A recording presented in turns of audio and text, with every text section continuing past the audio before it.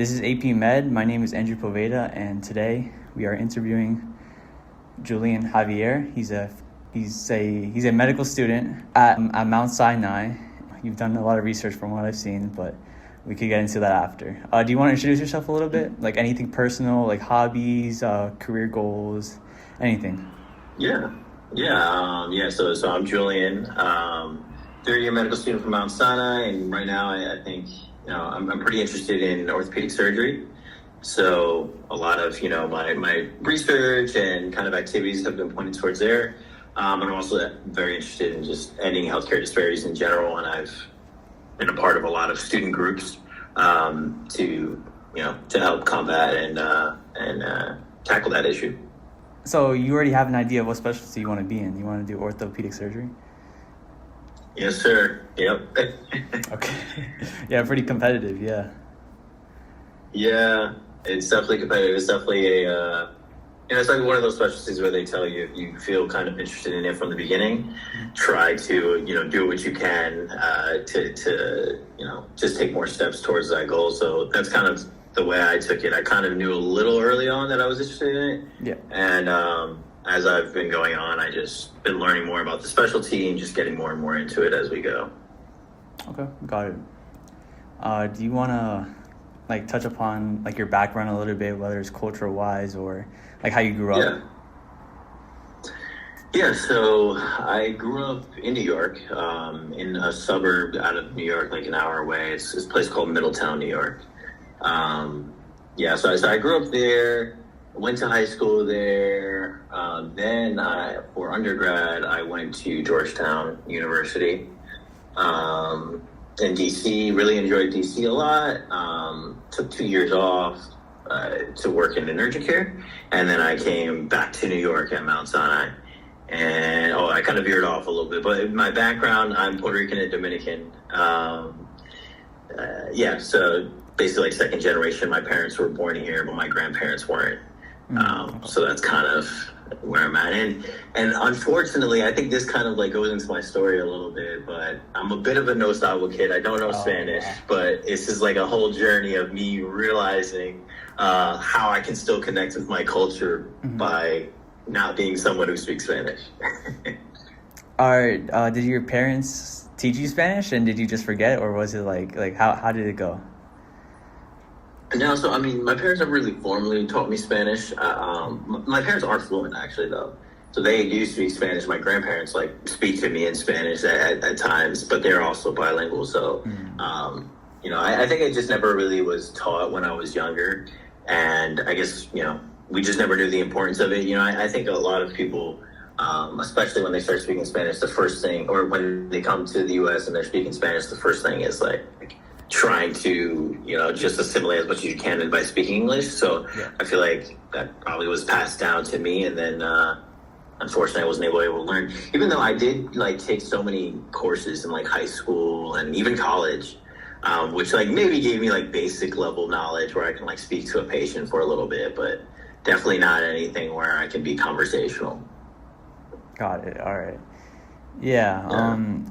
Spanish is a hard language with a lot of intricacies. There's a lot of slang if you go to Peru versus Ecuador, or Mexico versus the Dominican Republic. Yeah, it's very, very different. Yeah.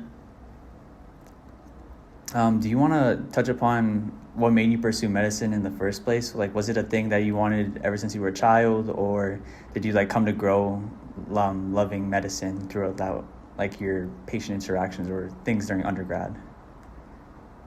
Yeah, so I was actually more interested in engineering. I really wanted to be an architect when I was younger for whatever reason. I just was really into building. I was a huge Lego kid, and I had every Lego set, and I was just really into building. And then when I was younger, I also got into Minecraft, funny enough.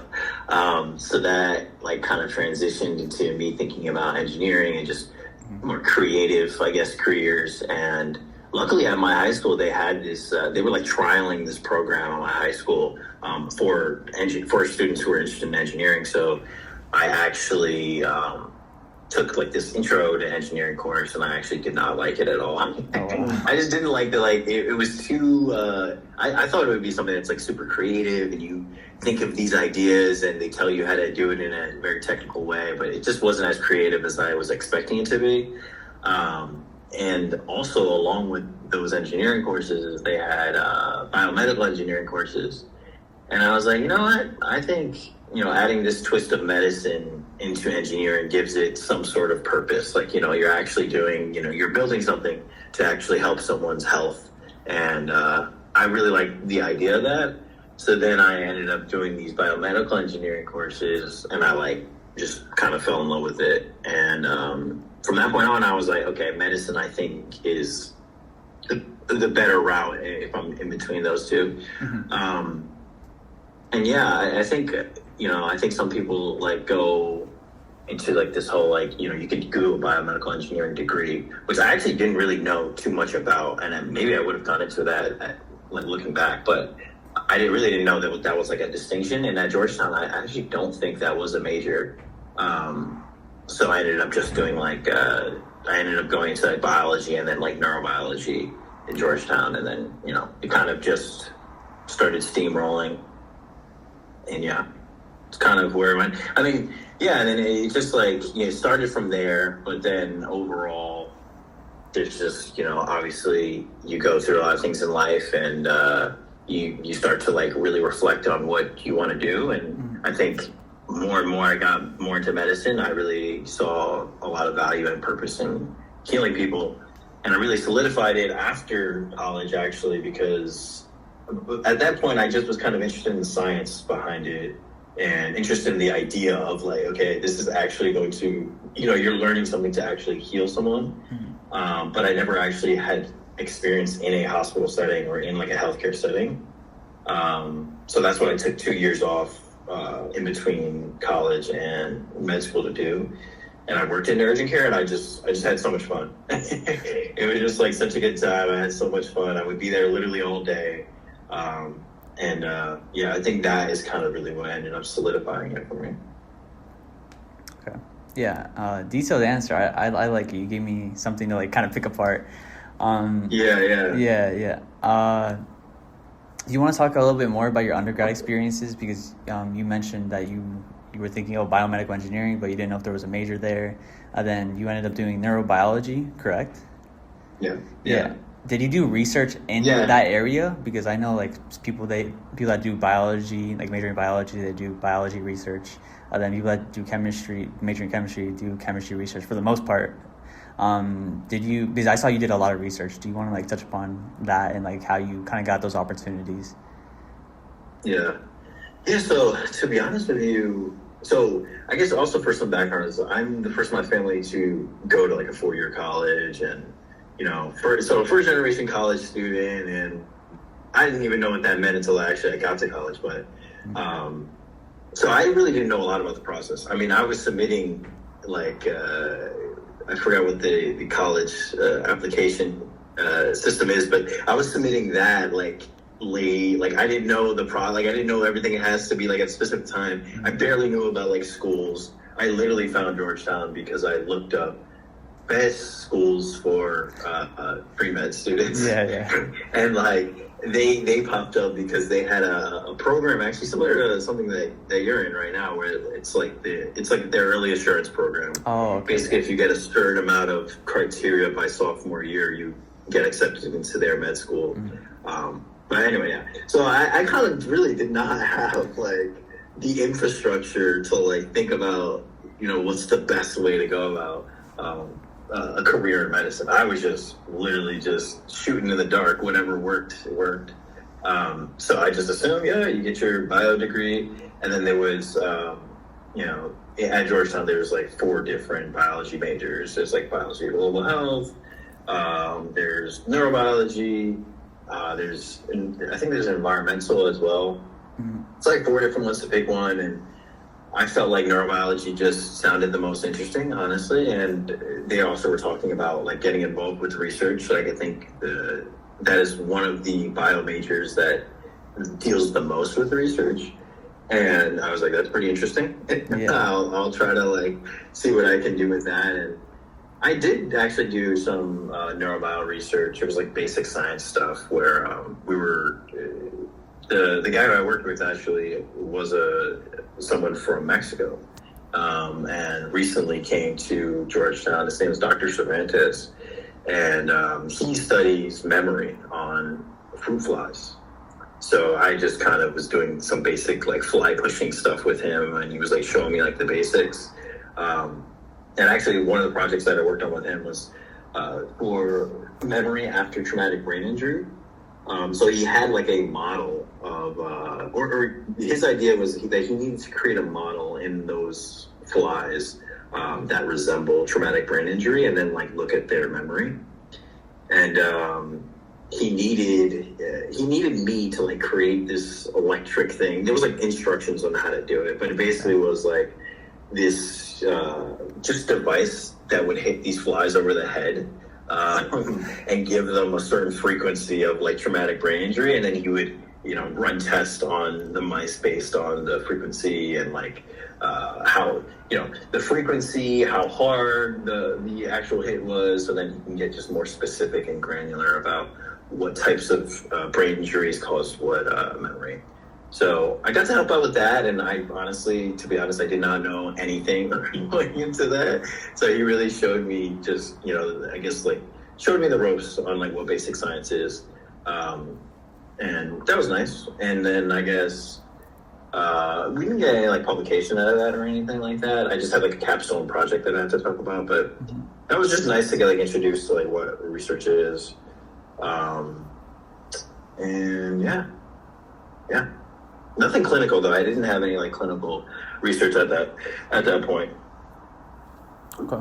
Do you have any tips to get into research like early on, especially because I know it's pretty hard to get in like your first and second year into research. Like you said, you got into that fruit fly lab research, but like what year did you do it, and like how did you figure out about that? Yeah. What year was it? It wasn't my first year. Probably was my second year, because during my second year, so it was actually a requirement that you needed to get the research. So that was honestly my main motivation to like find something. And that one seemed interesting, and he had a Spanish last name. So I was like, okay, like this should work out. And yeah, at Georgetown, they had a lot of good researchers that were like willing to take students. I know a lot of times it can be tough, especially as someone who is, especially as when you're in undergrad. It's like it's really tough to like get those opportunities to like do any type of research. What I will say though, like if I had advice to get into it more, I mean, I think you got to just shoot cold emails and look interested, or actually be interested in the science that they're proposing. A lot of these labs have like websites, or like they have some sort of bio about like what they're doing. If you just look into those sites and like find anything that you find interesting from your school, I think that is like the easiest way to do it. And you're definitely like, people are just not going to respond to you probably sometimes, and you have to just like constantly like almost not sending the same email to the same person, but you have to cast a wide net and try to get as much people as you can. I know that was a big problem for me, because I felt like they should be helping me. They're at the school. Like, why aren't you just like answering or whatever? But I think once you get over that and you just start shooting cold emails and like accept that people are not going to respond to you all the time, you're going to be like way better off. Yeah, definitely. Like one thing I learned is to not take it personal. Just because one person doesn't respond to you doesn't mean if you shoot 100 more emails doesn't mean one of them aren't going to respond to you. Just cover your ground, like you said. Yeah. I think that's the best way to get into it. Also, though, I think if you actually want to be productive, because this is the way I feel like a lot of med students think in terms of like matching for residency and things like that, in terms of being productive. And I feel like you don't think about it as much when you're an undergrad. But if you want to actually be more productive with your research, meaning put out a lot of publications, a good route to go is to go into labs that are like clinical research labs. not necessarily basic science stuff. Yeah. So basic science stuff is amazing, and you can get like amazing results, but it also takes so long. And when you want to like have something to show for your work, clinical research is a better route to go, because you know there's just, it's faster rate of return. Clinical research, it's always meta-analysis, retrospectives, and things like that, compared to exactly. a lot of like the bench work, you would call it, where you're doing more science and you're in the lab performing experiments and things like that. Yeah. Exactly. Yeah. Mm-hmm. Oh yeah, and the thing you were talking about, the if you want to be like really productive, like on top of that, not just doing clinical research, but I heard a tip, something along the lines of, if you want to, let's say this is a very early thing to call, but let's say, I want to be a cardiothoracic surgeon, then in undergrad you try to find cardiothoracic, like cardiology type labs in general, so you could like kind of get your hands down and early on. Yeah. Yeah, 100%. I think you know, especially at the undergrad level, you almost feel timid. You almost feel like, oh, I don't even know what I'm doing. But to be honest, you kind of feel the same way at the med school level. It's just at med school you have to get it done. So the earlier you start exploring is always the better. If you have that interest, like you're thinking, oh, I'm kind of interested in cardiology, like you should definitely dive into that and actually learn more about it, because whether you like it or not, that's going to be valuable information as you're moving forward. If you figure out you actually like, you know, if you find out, oh, I like this field, and then you can talk about how you like that field, or you found out, okay, I don't like this field, and now you have way more time to explore other ones. So I think getting involved early in that way is like, I mean, that's golden. Yeah, definitely. The thing you just said, like, if you find out you don't like something, then that just proves that you know that you don't like that, and you can focus your energy in other areas. That it's really important to know what you don't like more than things that you actually do like. So 100%. Yeah. Yeah. Do you want to talk about, like, I was looking at your experiences a little bit, and I saw a lot of how you were a mentor, you were a tutor a lot during undergrad. What's your story in that? Do you maybe want to potentially pursue academia medicine in the future? Yeah. So through undergrad, I worked a lot because prior to, like, during high school, I was always working, and I always had like some sort of like, whether it was like not a lot, I was like working like a bakery or whatever, but I had some sort of income coming in, and I was used to that. So I kind of wanted that in undergrad as well. Yep. So the main jobs that I worked there was, number one, I worked as like a security monitor. So I would just at the front desk of like residence halls, which was really nice because I could do work while I was there. Yeah. And so I just like picked up so many hours just doing that. Then something else I did was I was a tutor for the women's basketball team, actually, for math and science, like I guess like biology and like sometimes calculus, based on really like what they need. Mm-hmm. And yeah, I mean, honestly, it's like funny. I never really like explicitly thought about going into academia, but I just really liked mentoring because I felt like mentoring and tutoring because I felt like I never really had that. Mm-hmm. And I always kind of wanted it. So I always tried to, you know, give it back to someone who maybe was feeling the same as me. Like my friends always like say something about me because I was always the one being like, no, you guys are sitting here, you guys are studying, and you guys are gonna like go over the test. Or I'd be really hard on my friends, especially if they, you know, were saying they were interested in pre-med or like we were sharing a class together. Mm-hmm. So I actually really enjoy that. I did that tutoring. There was also like a mentoring that I did for a biology class, which was very similar. Like, you know, grading students' assignments, giving them feedback, things like that. And now I kind of carried that also into med school. Like right now I'm working with Kaplan. And that there's just like a couple medicine courses where I just like grade the assignments and give them like feedback and tips on like how to improve. And I guess this is like tangential, but something else that I'm a part of here at Sinai, or I guess I was the president of something called the First Generation Scholars Program. And at that program, we partner with local high school students who are interested in science and medicine. And they just need basically advice in the college application process and also just like figuring out career things. So that was a really nice like piece because it was like another one of those things where, students are coming to you, and I always felt like I never had like a program like this, and I wish that I could talk to students who, I wish I could talk to my previous self in that moment. So yeah, and I honestly, like, I don't know if I would necessarily go into academia, but I definitely see in my career I'm gonna continue to do that. Whatever that really means that I can do is like try in some way to be a mentor, because I always felt like that is just so important to have somebody there. Because I just felt like I was lacking in that, so I always want to fill that void in some to some capacity. And honestly, that's why I'm pursuing a more competitive specialty. To be just like completely frank, it's like, if in some of these competitive specialties, the diversity numbers are just not strong. And I think that's just such a shame, because like for me, I try to see people, or I try to reach out to URM or try to find physicians who identify URM. And it's so hard, and it's so great. It's so ridiculous that it's so hard. So, I think that's part of my story, that I really want to eventually, fix those diversity numbers and things like that. It was actually funny.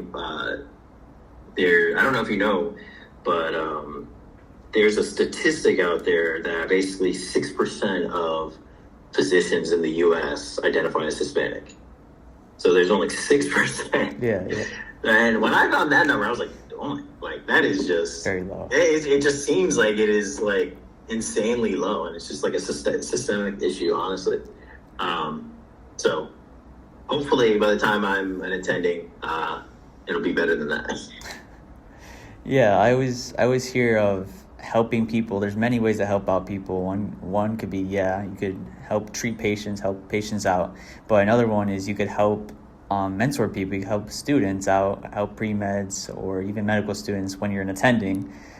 It's important to help people that are trying to get to the path that you want to get to. Yeah, I think that's important. Yeah. Yeah, and yeah, something like that, I feel like it's one of those things where during this entire path, from undergrad to med school to anything in between, you almost start feeling like, okay, I'm always like thinking about the next thing, and I'll help people when I, become an attending and when I have MD behind my name.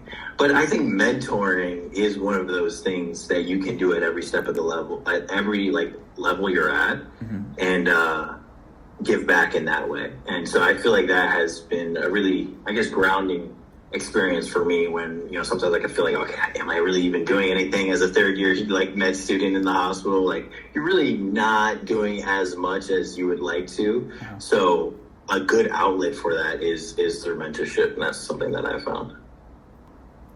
All right, so I saw that you mentioned earlier that you grew up in New York, then you went to Georgetown. Then now you're back at New York. What made you, like, what was your criteria and thought process of choosing a medical school? Was it like, oh, I want to be back in New York, or like, what was it? What was important to you for picking the medical school that you chose? Yeah. So when I applied to colleges, for whatever reason, I didn't want to be in New York City. I don't know. For whatever reason, I didn't really want to, so I didn't actually apply to any in New York City. But then after like experience in DC, I was like, I actually really like urban setting, and I actually really like the city.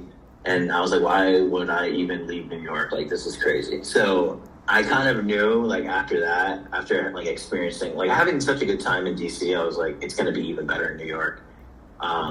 So I kind of already knew, like, geographically, that's where I wanted to be. But the other things, so really I mainly applied to schools in New York.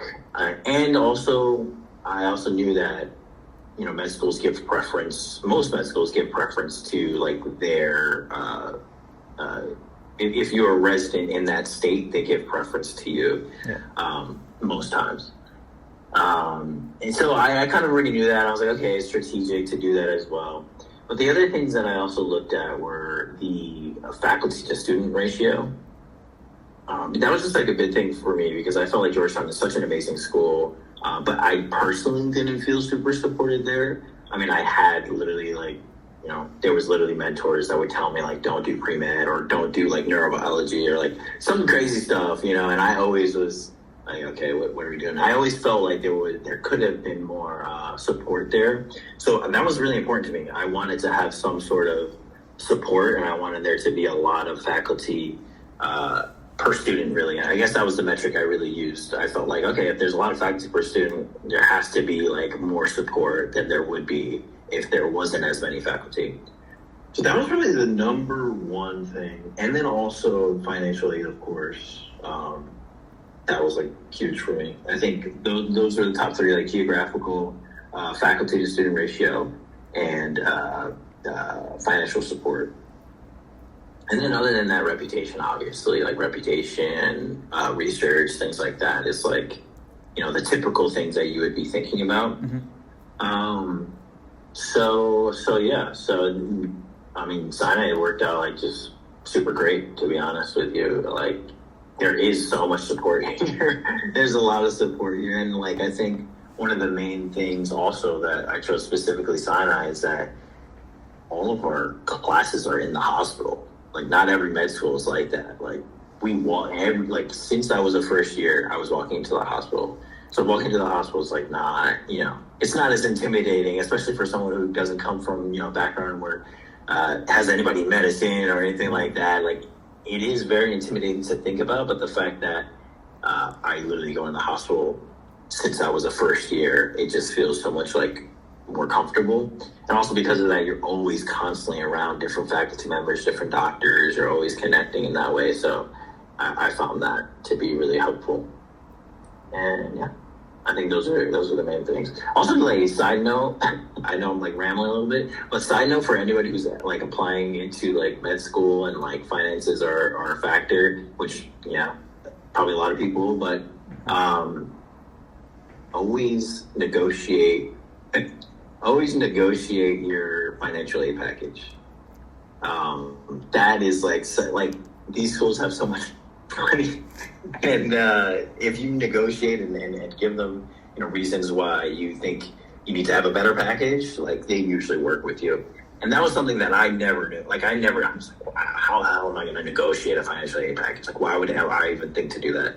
But I think that helped me a lot. Like, just, mustering up the strength and courage to actually do that helped me a lot.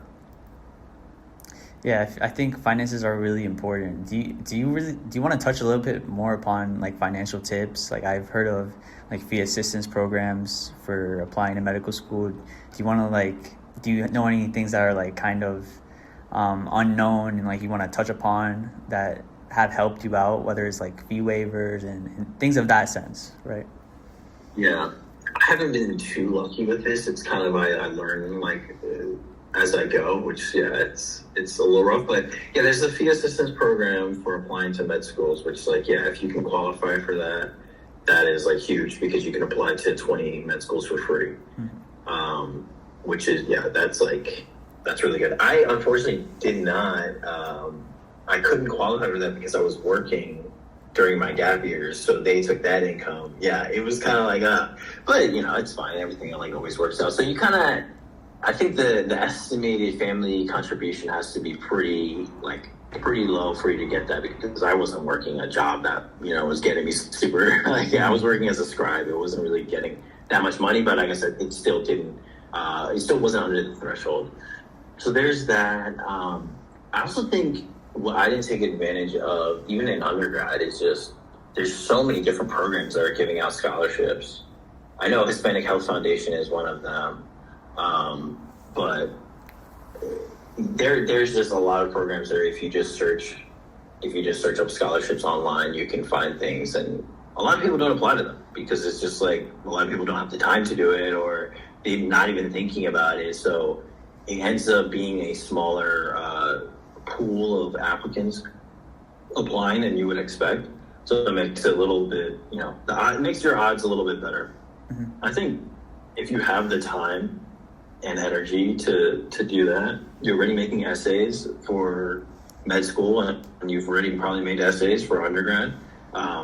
So they usually always ask you just random essays. So I think you already have the content. You might as well just find and apply. I don't have specific ones. I wish I did. It's fine. But I think it is worth to look into different scholarships like that. A lot of people don't realize how much is out there. Okay. Yeah. Good. Thank you. At the beginning in your first answer, I know you mentioned something along the lines of how you're kind of considered a no sabo. You don't Spanish. You're not fully fluent in Spanish. Do you want to talk about more on that part and that aspect and imposters, if you've dealt with imposter syndrome in general? Because I know you mentioned, I think during undergrad especially, that you were being doubted in Georgetown especially. Do you want to talk a little bit more about that and how maybe you didn't feel like you fit because you didn't speak Spanish? Because I know you mentioned that you still do connect with your culture in other ways. Could you touch about which ways on top of that as well? Yeah. I mean, that's a great question. Because, I think going from my high school, which was predominantly Black and Hispanic, into Georgetown, which is a predominantly white institution, which I didn't even know the term before getting there. I think I got hit with a lot of culture shock. So that had me thinking a lot about identity and how I can identify with other people and who I can connect with. Because I got to Georgetown. A lot of people there are very wealthy. Not everybody, but a lot of people there are very wealthy. It's a predominantly white institution. You're kind of in a bit of a culture shock because you don't really know how you can identify with anybody. So you start to look, or I personally was looking within myself, what, how do I identify? And who are the groups that I should be connecting with? And obviously it's always tough because, especially as someone who's no sabo, it's damn, I feel like a fake, Hispanic here or something like that. So I always dealt with this kind of I don't fit in any category. But I kind of, especially in undergrad, I used it a lot to my advantage to kind of put this chip on my shoulder type of attitude and feeling like I could do this all alone, it doesn't matter, which obviously no one should ever do that. I think that has given me problems from going on, but I think undergrad was kind of lonely for me in that sense. I always felt oh, do I even belong here? I'm imposter syndrome, all that jazz, basically. And then, I kind of mentioned earlier where I was talking to an advisor and she was kind of telling me don't do neurobiology. And then I was getting people like that, and I was trying to connect with faculty a little bit more, and I just really wasn't connecting with any faculty members. So I did feel very isolated, and I felt I don't need to do this. I got here alone. I don't really need anybody to help me or whatever. But then I think I started to think about that a little bit more. I reflected a lot, honestly, during the application process. So also a little thing about me is I sent in my primary application to med school for, I sent in the primary application and then I actually rescinded it because I was this doesn't feel like it was reflecting me in the way I wanted it to be. It didn't really feel true to me. So I took a whole other year. That's why I ended up taking 2 gap years. So I took a whole other year, literally, just to reflect and think about my application, think about my actual attributes, and reflect on different circumstances and situations that I was in so I can actually put who I truly am on the application. And I think that whole process of just reflecting back of who I am and how I identify helped me a lot. Because then it made me realize, okay, trying to use some of those factors to my advantage. I think the whole chip on your shoulder thing worked for so long, but really quickly, I realized in med school, you have to be able to connect with people you have to be able to like vouch for yourself, and you're going to not have, you're going to have to send cold emails. People are not going to answer. And I think I only started to really realize that in med school. Oh, wow. But that, it turned kind of positive, because it went from me thinking of like, oh, I'm doing this all alone, to like more on the lines of, I'm so resilient. And this is so amazing, like, that I'm actually figuring this out when like I didn't really, I didn't know how to do this before. So then I kind of started to take that into, okay, like, I started to try to be, in terms of like the whole identity piece, where I kind of felt like, oh, where do I really like fit in? I just kind of dove into all different groups that I felt like I identified with. And that's why I started working with like the First Generation Scholars Program. And I started working with like the Latino Medical Student Association. I just I felt like, why am I not going to put myself in this group when I feel like I identify there? Mm-hmm. And yeah, I started getting more involved with that, and like, and I felt like it was always like a good time. I don't know. I feel like I did a lot of cool stuff with LMSA, the Latino Medical Student Association group, which was, one of my most like, so that we always have like probably my most memorable times from school, from like first and second year, are usually with that group. So. Yeah, I was waiting for you to actually mention LMSA. I was like, he's on your LinkedIn, it says you're the co-president. I was like, oh, really? He hasn't talked about a single experience yet? I was a little surprised. I could talk about that for a minute. Mm-hmm. Do you just want to talk about like one of your favorite experiences, like really, really short? Because I know we're running out a little bit of time. Yeah. Man, you know what? Yeah, I'll go into my LMSA experience. Okay. So I was the co-president, and my main job was to be the representative for SEOM, which SEOM stands for Students for Equal Opportunities in Medicine.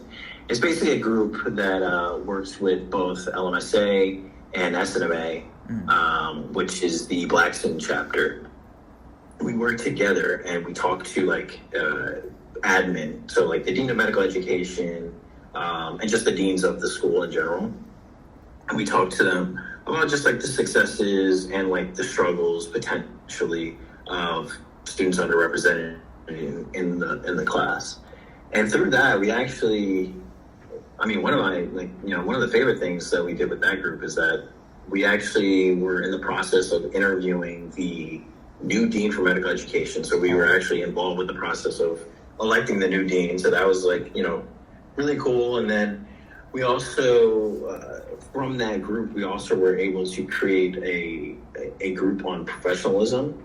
And now currently in the making, and there's a professionalism working group, which I'm like a part of as well, which is basically a mix of physicians, educators, faculty members, students, who are coming together to establish professionalism policies at Mount Sinai, which they didn't have prior to this. Mm-hmm. So now it's, from the group, from like the LMSA and SEOM, we were actually able to make these actionable differences, one being the new dean for medical education and the other being the professionalism working group. So those, honestly, I feel like that was like, top tier. There's also some other like random fun events that we did. Like I got tickets for everybody to go to the Yankee game. So I'm a big Yankee fan, so that was like really cool and things like that. But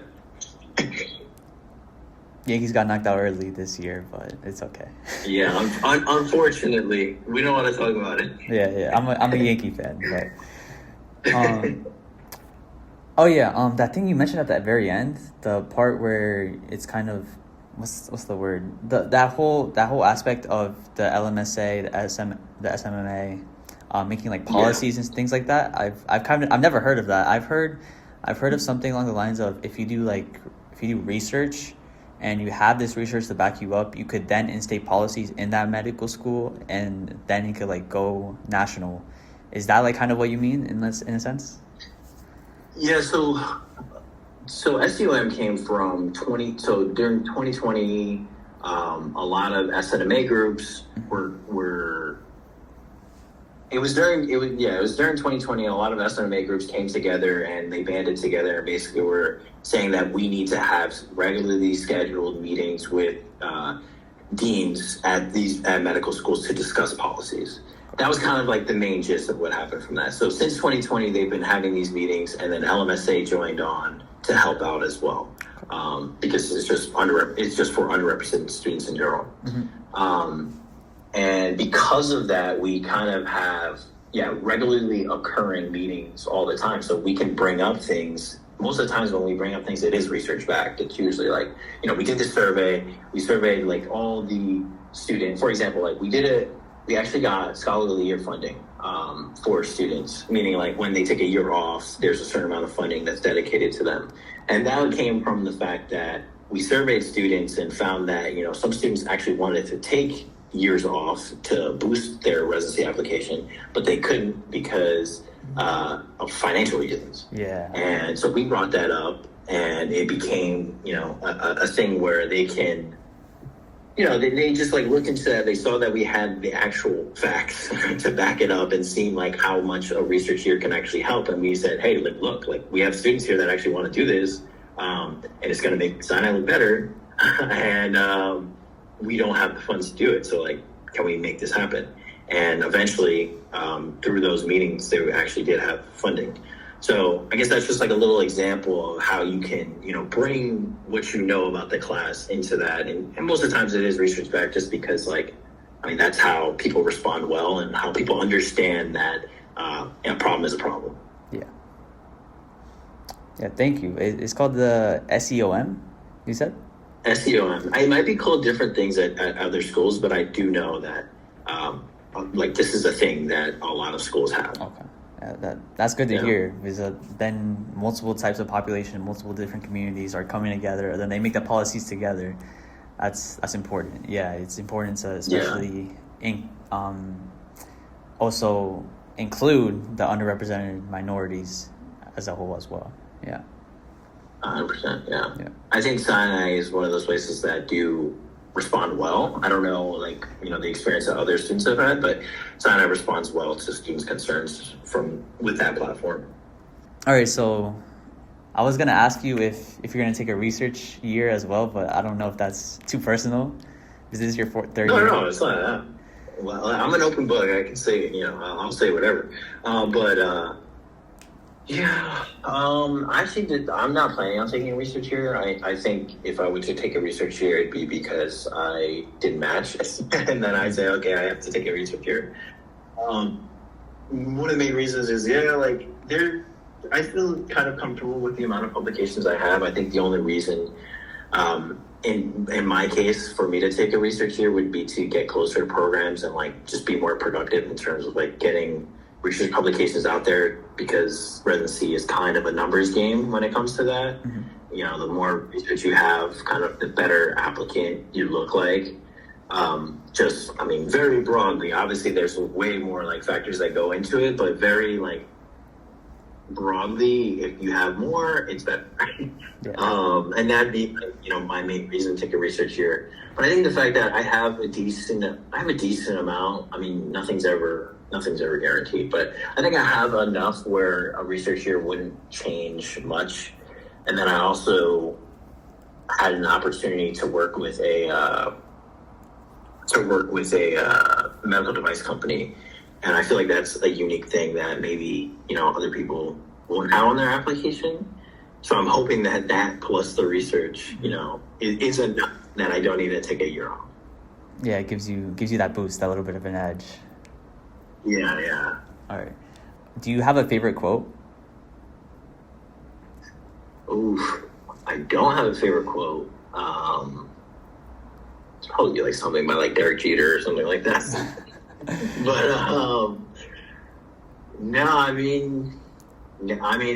it's not necessarily a favorite quote, but it's something my mom always instilled in me. Just never let anybody tell you that you can't do something. Okay. You can never anyone tell you. You have to, no matter what, you believe in yourself matters more than anything else. I like that. You Yeah. know, this is a new question I'm gonna ask because I always have these two last questions. But do you have a favorite book? Do you read? My favorite book currently is something called Pocket Pent. Pocket Pen. It is a book, Pocket Pent. It's a book that most medicine probably know about it. It basically just gives you a list of topics and potential questions that people will ask you on your third year rotations. Oh, And I have one specific for like orthopedic surgery, and I just always like take that out whenever they're talking about random classifications or like certain fracture type patterns and things like that. is there an author? Like, who is it by? Yeah, David Johnson David Johnson and Jacob Triplett. and Jacob Tripp. Yeah, it's a very technical book. It's not like a traditional, like I would just read this. This is literally just next to like a textbook. Yeah. Okay. Is that a book that you kind of like use to improve your small talk with patients, like in your patient interactions? Is that kind of what it is for? It's more for like if an attending asks you questions and says like, do you know, what type of fracture? The most thing that like, especially in orthopedics, is there's all these different types of classifications of like, for example, like a pediatric fracture and like Salter-Harris classifications. It's just like random classifications of fractures and also just like basic anatomy. Just so if you're like, let's say on like a pediatrics rotation and you're like, okay, what's unique to pediatrics you should know? And you can just like look through this, look at the pediatric chapter and like look through that. Yeah, I mean, a lot of people wear this when you're on rotations because they'll sometimes ask you random like questions and be like, read the X-ray or like, where are the ossification centers in the bone? And you're like, how would I know that? And usually this book has the answer. Okay. This is AP Med. We just interviewed Julian Javier, and a theme I would give for him is self-efficacy is important. So just focus on yourself and make it through it.